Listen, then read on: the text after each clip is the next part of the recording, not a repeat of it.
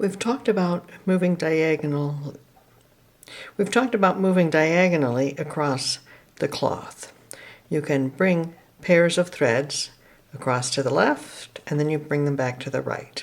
Now you notice when these threads move to the left, because it's on a background of Z leaning stitches, they seem to recede. And when those twining lines move to the right in the direction opposite the lean of those stitches, they come to the front. They get skinnier and fatter. They get thin because they recede into the space between those the two stitches of the background color. And when they go the other way, they jump over the stitches. So on the back side, where they jump over, they recede inward.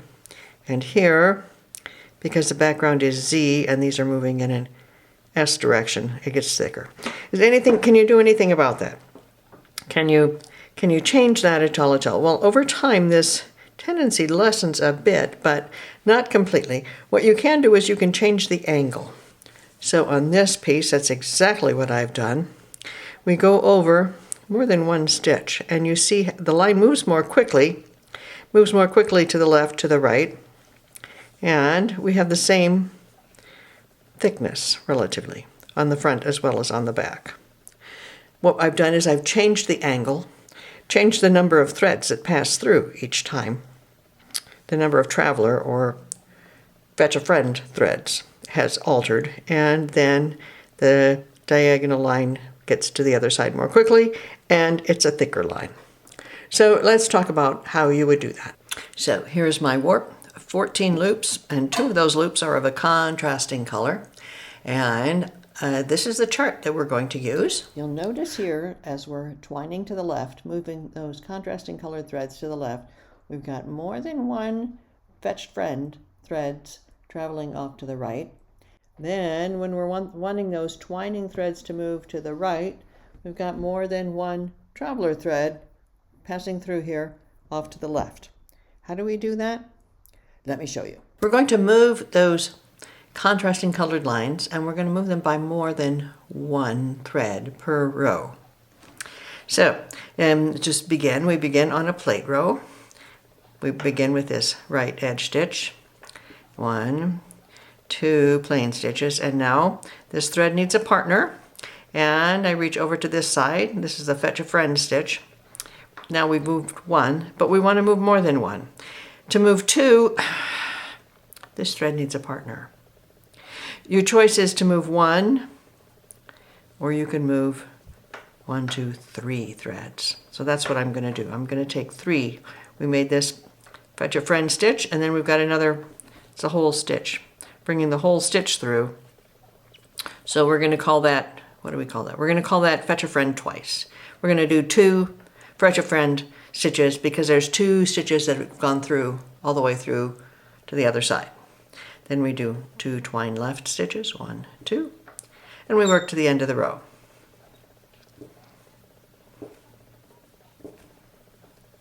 Okay, now what does that look like? Well, yeah, those 2 purple threads have drastically moved over to the other side. Mash everything down, and I put in a safety string. Okay. In the next row, that was row 4, row 5.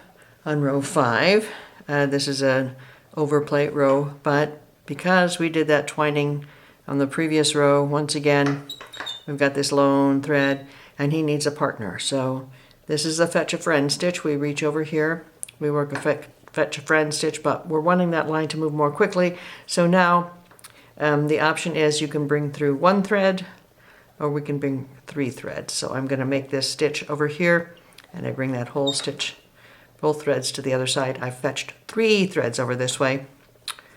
I work 2 twine left stitches, and then I work to the end of the row. Okay, so now you see we've got those threads moving over to the other side rather quickly. Put in my chopsticks, and I move my safety string. All right, then row 6, once again, see how that works.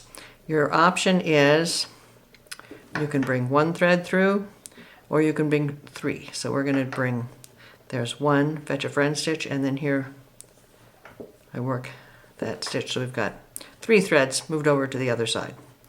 That line moves quite quickly, and the line does not recede into the background like it does with other, with the previously described instructions.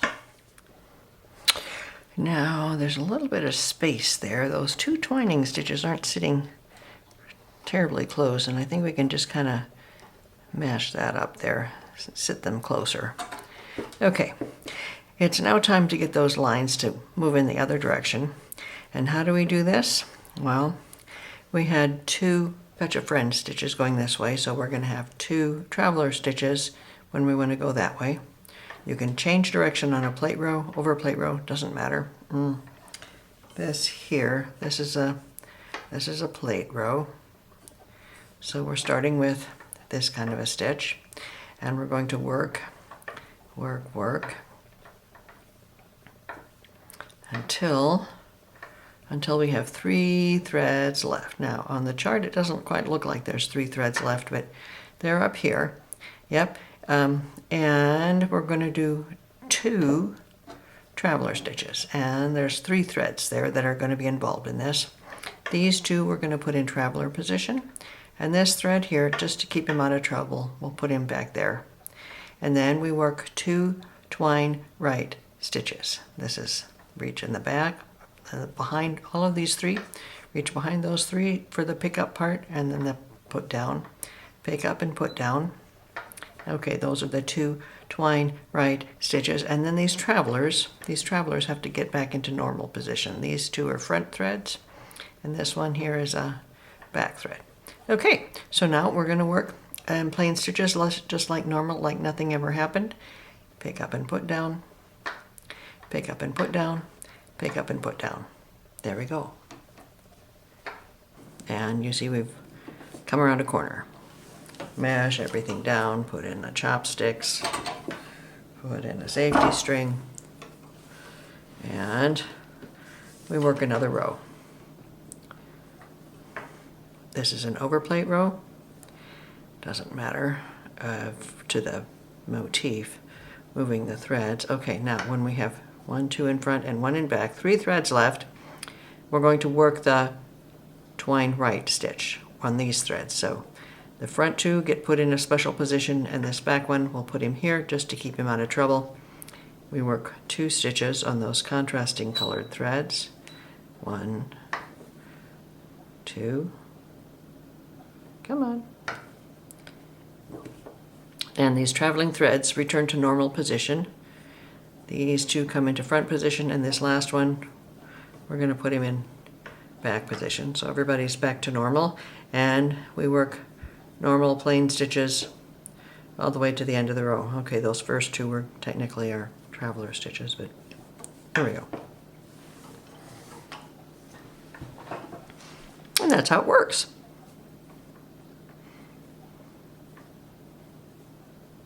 I've got 3 threads left, so I'm going to put these 2 in that position. That one goes there, and we work 1, 2. Now, this is a place where things sometimes go wrong.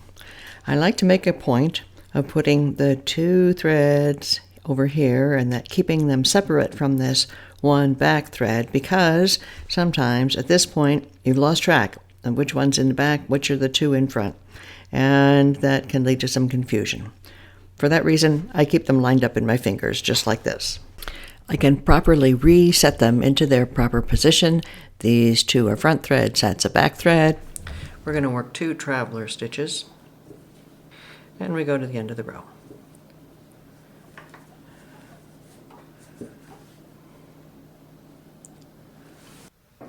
So I've worked several repeats, going to the left, coming back to the right, and you'll notice that the thickness going one direction is the same going the other direction. It doesn't get thinner and thicker, and it's about the same on the other side. We have the same thickness going to the right as going to the left. What you will notice if you compare with other patterns we've done, the twining when you go over a single thread, it takes far longer to get from this side to that side. The angle is steeper on this one than it is on what we've just now done. So you now know how to change the angle, make it a little less steep by taking the twining threads over more than one, taking, for example, over 3 threads. Now the trade-off with this is, don't know if you can see this, but here in the middle, these contrasting colored threads are getting short. They're getting to be very tight in the middle. And I don't know that you can tell, but here in the middle, these purple threads are far tighter than the background colored threads. That's because these contrasting colored threads are traveling over greater distance, so they're getting shorter quicker than the background colored threads. Now, this is a real thing. Here is a bonnet. This is a replica bonnet that I made working with the French archaeologist Fabienne Medard, and we made a copy of this bonnet from a collection in France. The collection of the bonnets came from ancient Egypt, and you see these yellow lines, diagonal lines. Okay, the white and the green dots, that's embroidered. That's added later. That's an embellishment that's put on later. On the back of the hat, we don't have those embellishments. All we have is those yellow lines. And you see the yellow lines are pretty much as thick on one side as on the other side, but they come to this abrupt end at the top. But these yellow lines, here we have 3 pairs of yellow threads, 3 pairs of yellow threads, and going the other direction, and they're about the same thickness. But you'll notice that they come to an abrupt end here. What's up with that?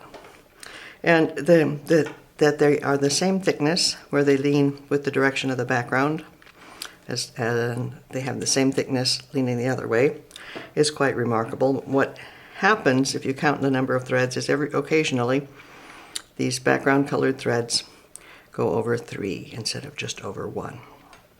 Now, the other thing that's remarkable is that on the inside of the hat, they cut those yellow threads near the top.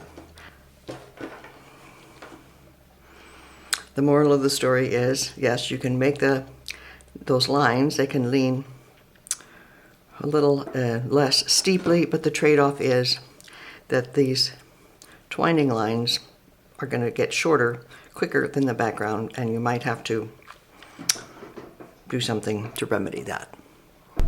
With this challenge in mind, I offer you this October motif where I did not have you always have those twining threads travel over 3 threads. I alternate between those twining threads traveling over 1 thread and 3 threads. We have 1 fetched friend and then 3 fetched friends. We have 1 fetched friend stitch, and then we have 2 fetched friend stitches, which is 3 threads. Going the other direction, we have 1 traveler, 1 traveling stitch, and then we have 2 traveling stitches, that's 3 traveling threads, and we alternate. And that doesn't completely remedy the problem, but it stretches it out, gives you a bit more time. It delays the inevitable for just a little bit.